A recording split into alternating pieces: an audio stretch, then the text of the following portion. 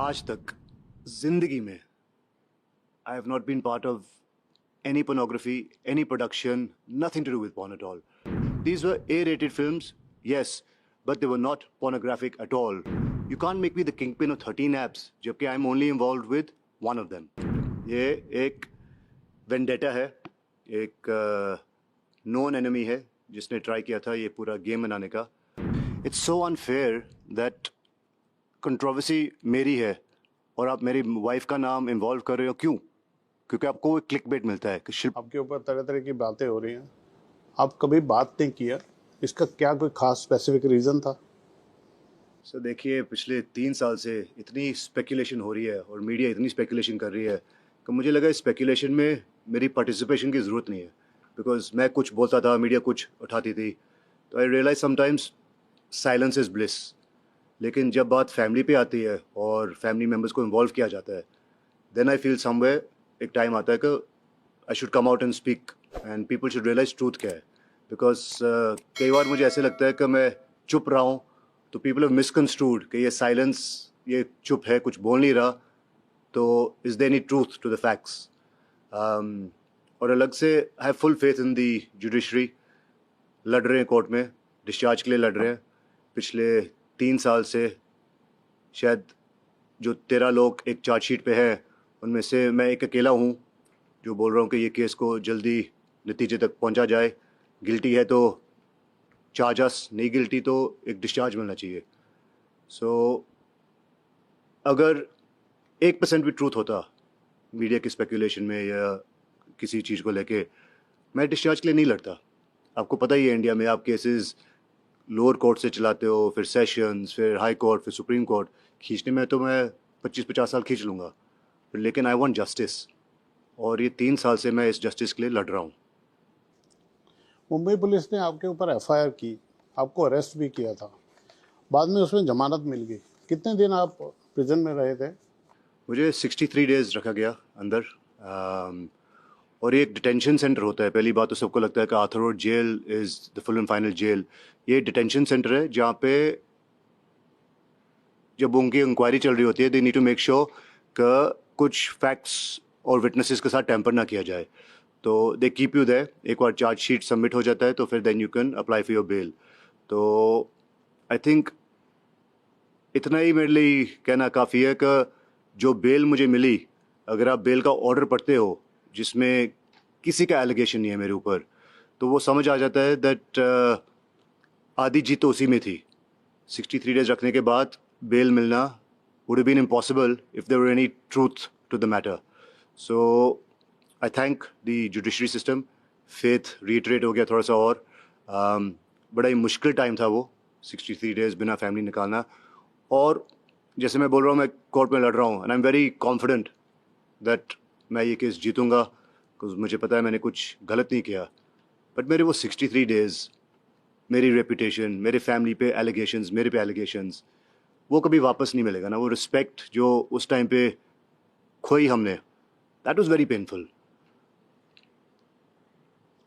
I don't know what to say. वो 63 days कभी वापस मिलने नहीं वाले and we have to keep fighting. But I am just hoping कि ये सब होने के बाद अगर जस्टिस इज सर्व्ड और ट्रूथ बाहर आता है तो I will be really happy.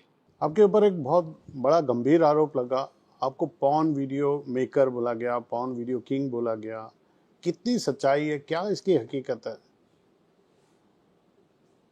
आज तक जिंदगी में I have not been part of any pornography, any production, nothing to do with porn at all. तो ये जब एलिगेशंस बाहर आए तो it was very hurtful, because कुछ फैक्ट्स तो होने चाहिए साथ में, कुछ एविडेंस तो होना चाहिए साथ में. The reason the bail happened is because there were no facts to this. There was no evidence. एक allegation के ऊपर अरेस्ट किया गया, एक allegation के ऊपर ट्रायल बाय मीडिया किया गया मेरे साथ. So it was a very painful time when I know कि मैंने कुछ गलत किया नहीं है. जहाँ तक रही बात एक ऐप चलाने की, तो मेरे बेटे के नाम पे एक लिस्टेड कंपनी थी, एक टेक्नोलॉजी कंपनी थी, और हम टेक्नोलॉजी सर्विसेज प्रोवाइड करते थे. उनमें से एक टेक्नोलॉजी सर्विस हम देते थे मेरे ब्रदर इन लॉ की कंपनी कैनरिन थी, जिसमें उसने एक ऐप लॉन्च किया था. But even in that app जो वो यूके से चला रहा था, it was bold for sure, it was made for the older audience, और एक ग्लोबली रिकग्नाइज क्लासिफिकेशन जो बोलते हैं, अगर आप सिनेमा जाते हो तो उसमें बोलते हैं कि यूए है, ए है, these were A rated films, yes, but they were not pornographic at all. और बहुत ही ग्लोबली रिकग्नाइज्ड लाइन है और अंडरस्टूड है कि what is porn, what is bold, what is UA, what is kids content. तो उस क्लासिफिकेशन के अंदर मेरे ब्रदर इन लॉ की app used to run various content and there was never anything objectional. अगर कुछ होता तो शायद मैं अपने ब्रदर इन लॉ को नहीं करने देता। तो जहाँ तक मेरा इन्वॉल्वमेंट रहा है, it is purely been as far as a technology provider, और ऐसा कोई भी नहीं है पूरे हिंदुस्तान में, not a single allegation from any girl. बार बार ट्रोलर्स बोलते हैं कि यू आपने लड़कियों की लाइफ खराब की, ये किया। एक लड़की सामने आ जाए जो बोले मैं राज कुंद्रा को मिली हूँ, या उनकी किसी मूवी में काम किया, या राज कुंद्रा ने कभी किसी मूवी प्रोड्यूस किया है, कभी मुझे सेट पे देखा, कभी कोई प्रोड्यूसर बोल दे कि हाँ हमने राज के इंस्ट्रक्शन पे कुछ बनाया है। There are 13 people on the charge sheet. उस चार्ज शीट की खिचड़ी बनाई गई है, और मीडिया क्या कर रही है कि Raj is kingpin of all 13 apps. I am involved the participation of software technology only with कैनरिन, जो मेरे ब्रदर इन लॉ का ऐप था, और उस ऐप में कुछ गलत नहीं चला रहा था। बैलेंस ऐप्स क्या कर रहे थे, मुझे उसमें कुछ लेना देना नहीं है। जो पहले जिनको अरेस्ट किया था उनका केस क्या है, मुझे कुछ लेना देना नहीं है। You can't make me the kingpin of 13 apps, जबकि I am only involve with one of them. कोई तो होगा इसके पीछे। डेफिनेटली था। अभी तक तो from IPL team owner, family man to suddenly porn king of India बना दिया मुझे। जब आप बिजनेस करते हो इस देश में, एंड नेचुरली दोस्त भी बनते हैं, दुश्मन भी बनते हैं। I had an issue with someone, एक बिजनेस राइवल था, और मुझे नहीं लगा कि शायद किसने इतनी हिम्मत की होगी to get me involve in such things. लेकिन जब मैं पीसी में था तो अंदर आके रात को middle of the night people would come and से उसके साथ पंगा क्यों लिया। तो फिर मैं समझ गया कि ये जो मैसेज आ रहा है लाउड एंड क्लियर, ये एक वेंडेटा है, एक नोन एनिमी है जिसने ट्राई किया था ये पूरा गेम बनाने का। और धीरे धीरे धीरे चीज़ें खुली और मुझे काफ़ी सारी इन्फॉर्मेशन मिली। उसके बाद मैंने सीबीआई को लिखा, नाम दिए, जो जो मुझे लगा सिस्टम में, आउट ऑफ सिस्टम में मेरे अगेंस्ट गए हैं। एंड आई होप इंक्वायरी खुलती है और उनको साफ साफ नज़र आ जाएगा that this was nothing but vendetta, मेरा नाम खराब करने के लिए। हमसे कभी वो नाम शेयर करना चाहेंगे आप? सर मैं क्या करूँगा नाम शेयर करके। I think late justice be served, Karma will be served. I was angry but I can't do anything about it, Karma will be served. आपकी प्रॉपर्टी शिल्पा जी की और आपकी शायद वो कंबाइंड प्रॉपर्टी, वो भी ईडी ने सीज की थी, कुछ 98 करोड़ की प्रॉपर्टी, क्या स्टेटस है उसका अभी? सो पहली बात तो वो आप केस समझोगे तो यू विल ऑल्सो अंडरस्टैंड, और जो अटैचमेंट ऑर्डर भी लिखा आता है, you will see on the attachment order clearly उसमें लिखा है that we have no evidence of any funds going to Raj. ये केस क्या है, एक अमित भारद्वाज करके एक क्रिप्टो किंग था, दुबई में रहता था। जब मैं उसे मिला था 2017 में शायद, उसके ऊपर कोई एफआईआर नहीं था, एक रिस्पेक्टेड बिजनेसमैन था, आर्टिकल्स बड़े बड़े थे उसके ऊपर, बहुत सारा गूगल किया मैंने। तो मुझे वो बंदा इंटरेस्टिंग लगा। So when I met this person, उसको बिटकॉइन में काफ़ी सारा काम करना था, माइनिंग में, और मैं एक इजराइल में एक दोस्त को जानता था जो इस टेक्नोलॉजी में काफ़ी सारा एक्सपर्ट है। तो मैंने जब दोनों को मिलाया, अमित को ये बंदा बहुत समझ आया कि भाई टेक्नोलॉजी में ये है अच्छा और मैं इसके साथ करना चाहता हूँ। तो ही अग्रीड का मैं एक $5 मिलियन इन्वेस्ट करूँगा जिसमें $1 मिलियन साइनिंग होगी। और मेरा इसमें था कि अगर ये डील सक्सेसफुल हो जाती है तो 20% मेरा एक स्वेट एक्विटी था इंट्रोड्यूस करने का। Now remember this, British citizen, Dubai में मिला हूँ एक एनआरआई से, इजरायली पार्टी। तो पहली बात तो मुझे समझ नहीं आई कि ईडी का इन्वॉल्वमेंट कहाँ से आया इसमें।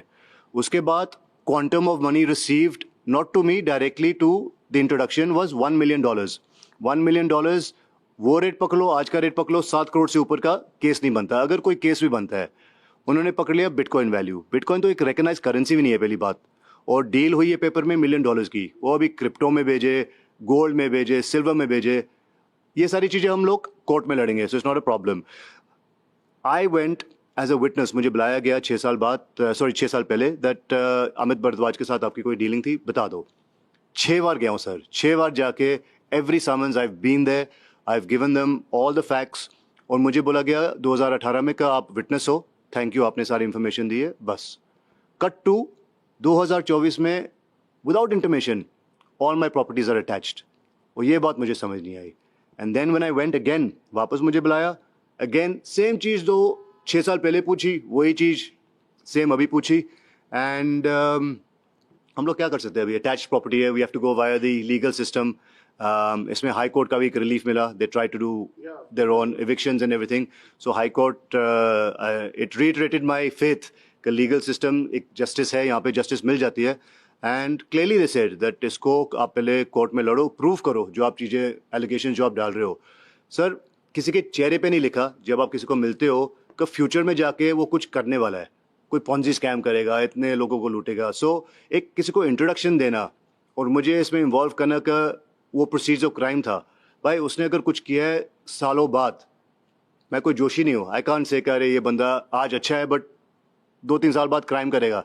The day I dealt with him, उस बंदे के ऊपर कोई एफआईआर नहीं था, क्लीन चिट था और मैंने सिर्फ एक इंट्रोडक्शन दी है उसको, और वो इंट्रोडक्शन इतनी महंगी पड़ गई है दैट बिना मतलब my properties are attached. But again I have full faith in the judiciary, I know we will fight this in court और हम जीतेंगे इसको।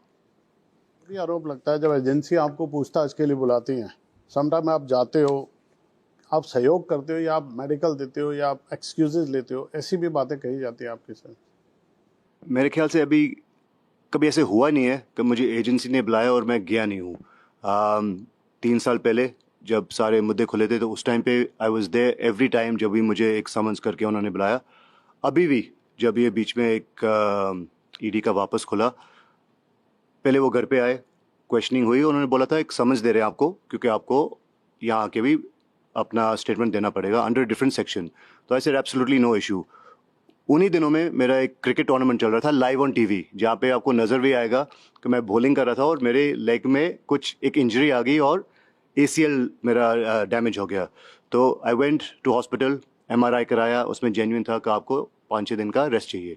तो उस बेसिस पे मैंने सिर्फ एक डेट मिस की कि सर आप मुझे एक डेट दे दो, और बाकायदा उनको एक ईमेल भेज के उनकी परमिशन लेके कि I will be available on the next date you call me, और जो डेट पे बुलाया उसके बाद मैं गया और अपना स्टेटमेंट रिकॉर्ड किया एंड दैट्स इट। तो वो कहना गलत होगा दैट मुझे कोई एजेंसी बुलाती है और मैं जाता नहीं हूँ। I have supported them every time because I have full faith in the truth. मुझे पता है मैंने कुछ गलत नहीं किया, तो मैं क्यों छुपूँ, मैं क्यों भागूँ किसी एजेंसी से। ये सारी चीज़ों में जब शिल्पा जी का नाम आता है, जब आपकी कोई न्यूज़ आती है और शिल्पा शेट्टी जी का नाम उसमें साथ में शिल्पा के पति, शिल्पा की बड़ी बड़ी हेडलाइन चलती है, वो टाइम पे आप उस चीज़ को कैसे डील करते हो या आपको क्या कहना है मीडिया को, अगर आपने अपने हिसाब से कोई?